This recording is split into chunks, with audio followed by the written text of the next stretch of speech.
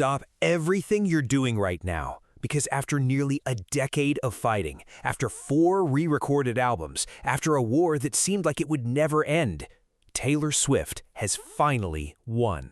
She officially owns all of her music. Every single song, every album, every music video, every unreleased track. The 10-year war is over. And honestly, I'm not crying. You're crying. If you haven't already, smash that subscribe button and let's get into this, because this is the moment we've all been waiting for. There's something deeply personal about watching an artist fight for her own art, and Taylor Swift's battle for her masters has been one of the most public, emotional, and consequential fights in music history.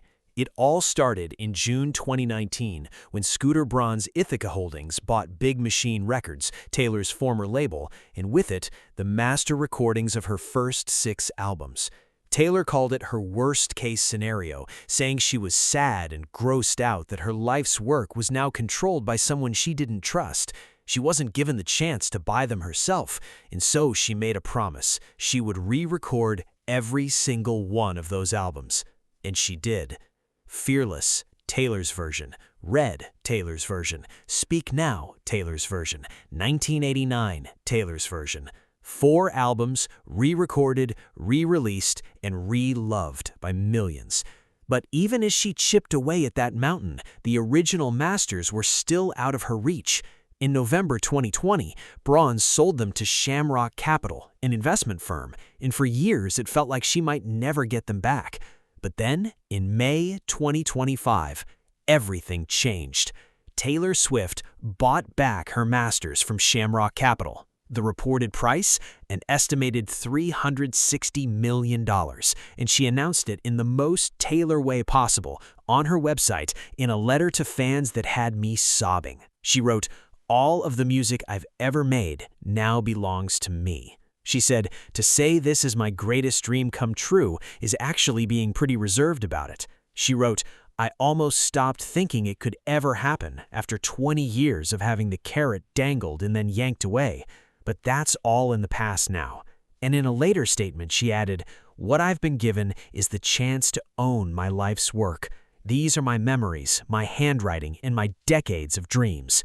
And here's why this matters so much more than just Taylor Swift. Owning a master recording means controlling how it's distributed, licensed, and used. In an era where AI-generated music is becoming a reality, Taylor's ownership protects her music from being exploited without her consent. She now has complete ownership and control over her entire catalog, and her fight has inspired a new generation of artists to negotiate for ownership of their own creative projects. She wrote, "Every time a new artist tells me they fought to own their masters because of this, I'm reminded how necessary this all was." But here's what I love most about this story. Taylor didn't just buy back her masters and call it a day. She kept re-recording.